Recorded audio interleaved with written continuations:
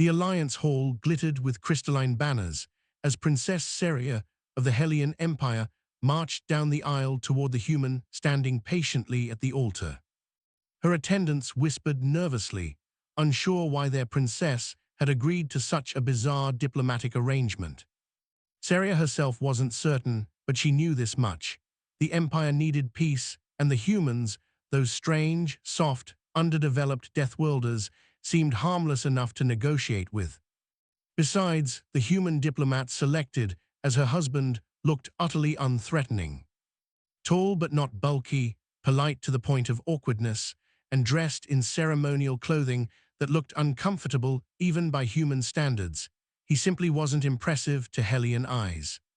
His name was Marcus Hale, and Seria assumed he would be docile and obedient, a ceremonial symbol of peace rather than a partner. Humans, according to Imperial archives, were weak, fragile, constantly injured by their own environment. If anything, she pitied him. When the vows were spoken and the deal sealed, Seria placed a hand on his arm delicately, careful not to exert too much pressure on his fragile bones. Marcus smiled gently, as if he could sense her caution. "It's an honor to meet you properly, Princess," he said, voice warm and surprisingly steady. Seria nodded, assuming his calmness was simply ignorance of the complexities of imperial politics. To her, he was harmless. And that belief, so innocent, so comfortable, was the foundation upon which the galaxy's greatest misunderstanding would soon be built. Married life with a human began far stranger than Seria expected. Marcus rose early, cooked meals, and seemed absurdly excited by small things like the palace garden and the Imperial Library. He laughed often, a sound that startled the Hellion servants who rarely expressed such raw emotion. Whenever Seria held political meetings, Marcus sat quietly at the back, observing with those sharp human eyes that seemed too thoughtful for someone supposedly harmless. Still, he asked no questions and made no demands, only offered her tea at the end of each exhausting day. He was gentle, calm, and patient, traits she interpreted as submissiveness. Only occasionally did she sense something deeper in him. A careful calculation, a hidden intensity she couldn't quite identify. But every time she tried to probe, Marcus simply smiled, that same warm, disarming smile, and the feeling faded. Once, during a diplomatic banquet, a visiting warlord insulted her lineage. Seria expected Marcus to remain silent as he always did. Instead he rose, walked calmly to the warlord, and whispered something so quiet only the two of them could hear.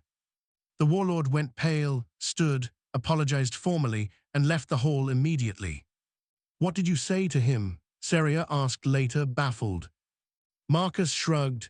"Just a human proverb," he answered, handing her a cup of tea as if nothing remarkable had happened. She still didn't know what disturbed her more, that the warlord had retreated, or that Marcus had spoken with such quiet confidence. Yet Seria brushed away the unease. Humans were unpredictable creatures, yes, but still harmless. Or so she insisted on believing.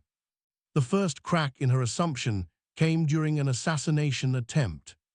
A traitorous noble struck from the shadows with a venom-tipped blade meant for Seria.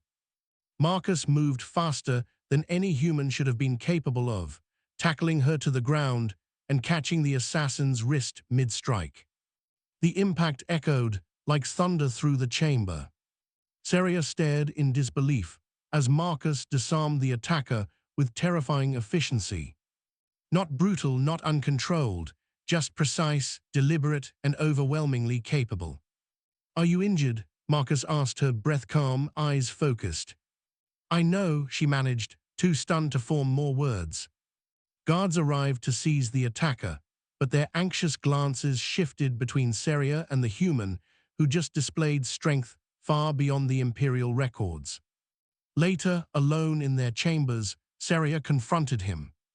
"You moved like a trained warrior," she said, voice sharp with confusion. "The archives say humans are physically inferior." Marcus didn't look surprised, just a bit amused.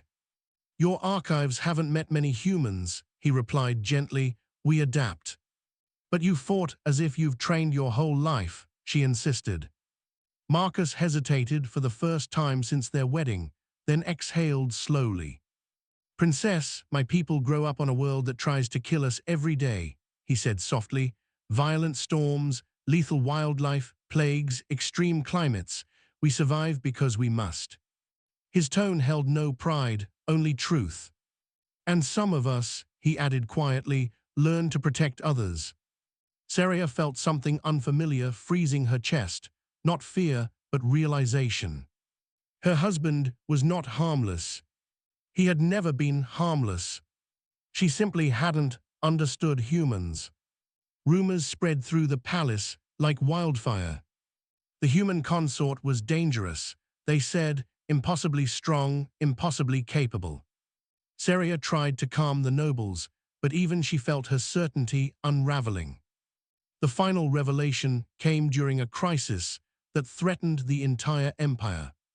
A rebel fleet broke through the outer defenses, launching an attack designed to topple the royal family. Palace alarms blared, guards scrambled, and Saria prepared to lead the defensive command. But Marcus was already there, issuing orders with sharp precision. Human soldiers, only a handful assigned as ceremonial guard, suddenly moved with frightening synchronization at his command. Marcus, she said, shocked, how do you know fleet strategy? He didn't look at her, eyes locked on the holographic map. I served before becoming a diplomat, he answered simply, quite a long time. The human guards addressed him with a title she had never heard before. Commander. The battle raged outside, chaotic and brutal. Human ships, small, outdated, and few, should not have been able to hold off the rebel armada. Yet under Marcus's direction, they executed maneuvers so unorthodox that even the Empire's admirals struggled to follow them. And somehow, impossibly, they worked. The rebel fleet was pushed back, forced into retreat, chased by human ships that fought with reckless brilliance. When the last hostile signal vanished, the command center erupted into relieved cheers. Saria stood in silence, staring at her husband as if seeing him for the first time. He looked calm, composed, almost tired, but not surprised. Why didn't you tell me? She whispered. Marcus finally met her eyes, and the warmth she always saw was still there, but now she saw the steel beneath it. You assumed I was harmless, he said gently. I didn't want to frighten you. The palace returned to shaky peace, but the revelations weighed heavily on Saria. She walked with Marcus through the royal gardens, needing answers, needing truth. You let me believe you were weak, she said quietly. Why?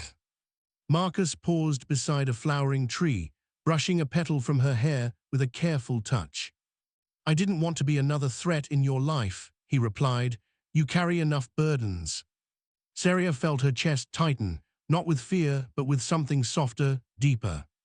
You protected me, she murmured, not because of duty. Because I care for you, he said simply. And because humans protect what matters to them. Saria exhaled, a slow breath of realization. She had misunderstood humans entirely. Not harmless, not fragile, just controlled, resilient, and terrifying only when forced to be. Yet beneath that strength, there was a capacity for loyalty and love that shook her more than any display of power. She reached for his hand, understanding now that her husband was not a symbol, not a political tool. He was a force, a partner, and in his own quiet way, a warrior capable of reshaping the galaxy. Marcus, she said softly, from this day on, no more hiding. He smiled, squeezing her hand gently, careful even with his strength. No more hiding, he agreed. Side by side, they walked back toward the palace. The Empire would whisper, the nobles would panic, and the galaxy would try to understand how a princess and a human commander had become the most unexpected power couple in history. But Saria knew one thing now with absolute certainty. Her human husband was many things, gentle, brilliant, dangerous, loyal, loving, but he had never once been harmless. And she loved him all the more for it.